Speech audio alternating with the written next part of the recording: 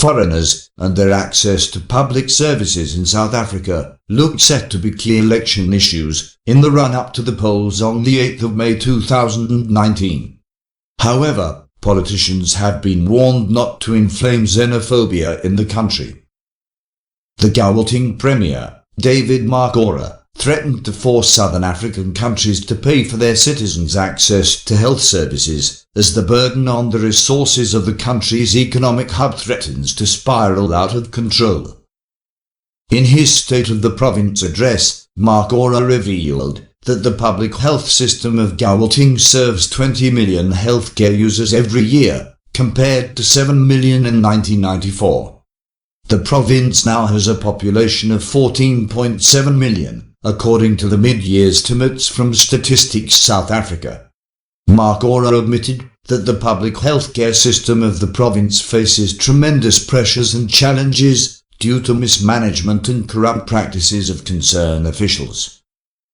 The Finance MEC of Gauteng Province, Barbara Creasy, also acknowledged that the Gauteng government has been forced to increase its budget by billions of rand due to millions of people flocking to the province, stretching services such as healthcare and education. However, Mark promised that the financial and structural challenges were receiving the utmost attention of his executive and President Cyril Ramaphosa's cabinet. Mark main challenger, former Tshwane Mayor Solly Mzimanga, has also threatened to force South Africa's neighbours to pay for the public services its citizens receive from his administration.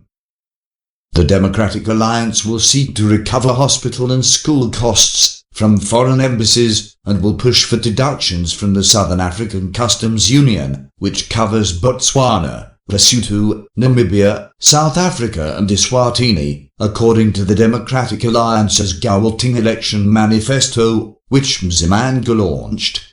Should the Democratic Alliance emerge victorious in the May polls, Mzimanga wants the South African National Defence Force to deploy 22 companies to guard the country's borders, up from 15 companies, which he believes is inadequate. According to the Democratic Alliance, immigration laws must be firmly enforced to ensure that criminals are deported and all immigrants are properly documented. The population of Gauteng has more than doubled since 1994 to 14.7 million, with annual immigration of 300,000 people, according to the Democratic Alliance manifesto. The party blames the RNC for failing to stem the tide of undocumented immigrants, who have put enormous pressure on Gauteng hospitals and schools, and it wants to push for the Department of Home Affairs to do its job in documenting immigrants and preventing illegal immigration. In its election manifesto, the ANC has also promised to strengthen border controls to improve security and manage immigration effectively.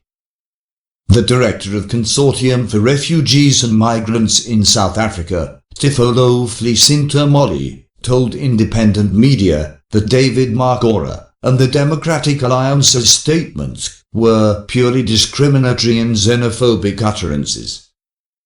Sintamoli said Mark was electioneering using xenophobic statements due to the RNC's fear of losing power in Gauteng to a coalition of opposition parties, like it did in the 2016 local government elections, when it lost Johannesburg and Tshwane.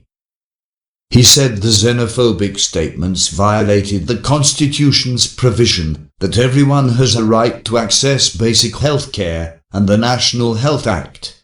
How can a refugee, fleeing his or her own country for political reasons, ask the same country to pay for their health services? Sintamoli described the threats against foreign nationals as national discrimination and institutionalized discrimination.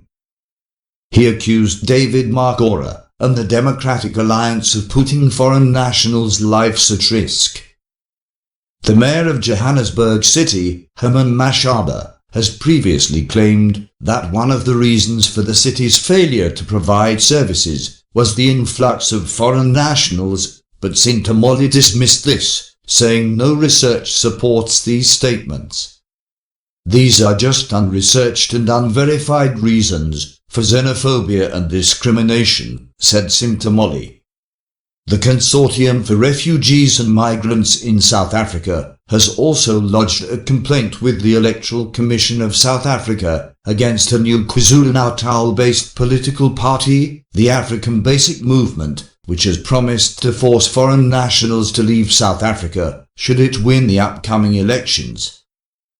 Marianne Lendile-Wadunja, the chairperson of the National Assembly's Portfolio Committee on Health, said foreign nationals have the right to access public health care services anywhere in the country.